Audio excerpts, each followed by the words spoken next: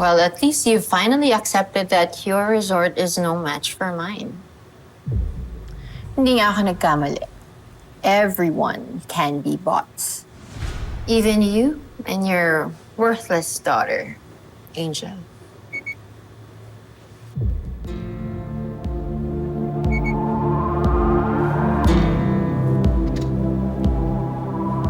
But before we settle this, there's something I need to finish first.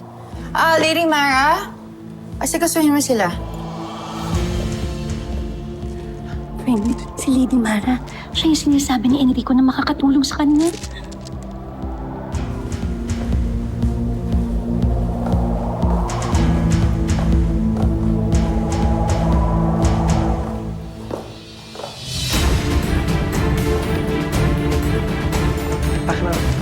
Naku, pasensya na kayo ha. Medyo wala pa ako sa sarili ko eh.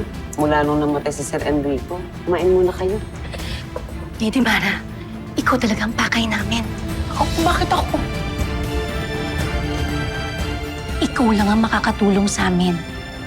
Meron kang kailangan malaman tungkol kay Enrico. Ano yun? Buhay pa si Enrico.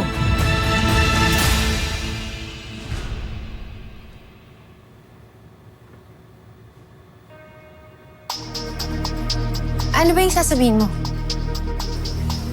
Narinig yung usapan ni Lady Mara at ng Japanese private investigator. Niro yung name. Bago pala mamatay si Enrico, pinapahanap nila yung anak niya. And what was he expecting to find? I'm sure alam na niya by now. Napatay na talaga yung anak niya dahil nagkita na sila sa kabilang buhay. No, Serena. Narinig ko mismo dun sa Japanese private investigator na buhay yung bata. What do you mean? Buhay si Celestine? That's impossible. It's been 16 years. May nag-ampon sa bata. At yun yung hinahanap ngayon ni Lady Mara at nung Nero. Sakali matagpuan nila si Celestine, may kahati ka pa sa yaman ni Enrico. Hindi pwede to. Kailangan natin maunahan yung Nero na yan. Akong bahala. Gawin mo lahat ng makakaya mo. Sige na.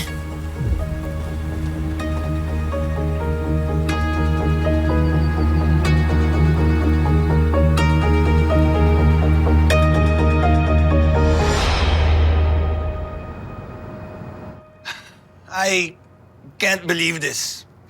Not only did Miguel run away, nag-enroll pa siya sa Brighton Bay. At ngayon, nagdala pa siya ng mga staff natin dito doon sa resort ng babae.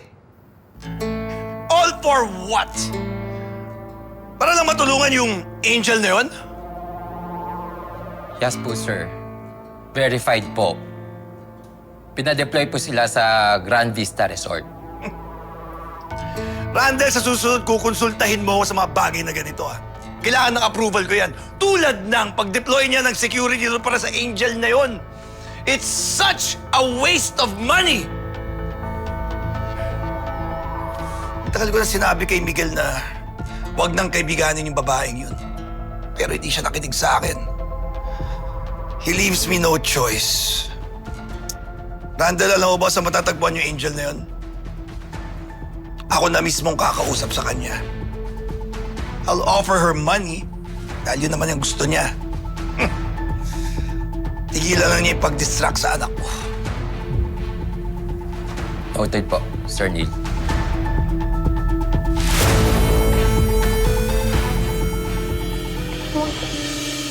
Anong po si San Enrico? Habang nag-uusap tayo ngayon, yung katawan niya doon sa morgue, naka-freeze, hinihintay na nga lang namin yung mga kamag-anak niya para masimulan na namin yung wake, Hindi ko alam kung sino yung pinapalamig niyo sa morgue, pero totoo ang sinasabi ko tungkol kay Enrico.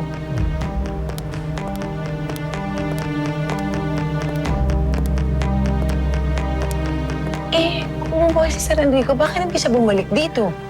Kasi nga, nagka-amnesia siya. Ano? Amnesia? Kanina sabi mo buhay, ngayon naman may amnesia. Ano ba talaga? Alam ko nakakaloka, pero please, maniwala ka muna sa akin. Baka dumating na si Serena.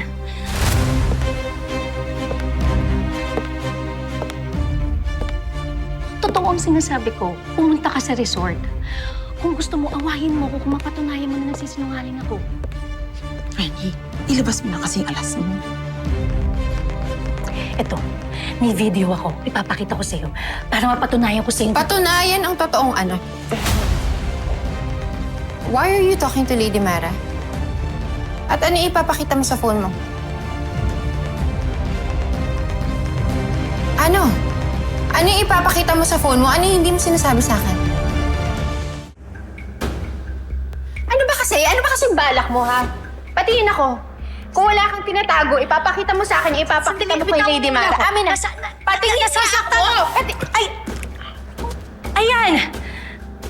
Bakit ba kasi namimilit ka? Tignan mo, sayang tuloy yung cellphone ko!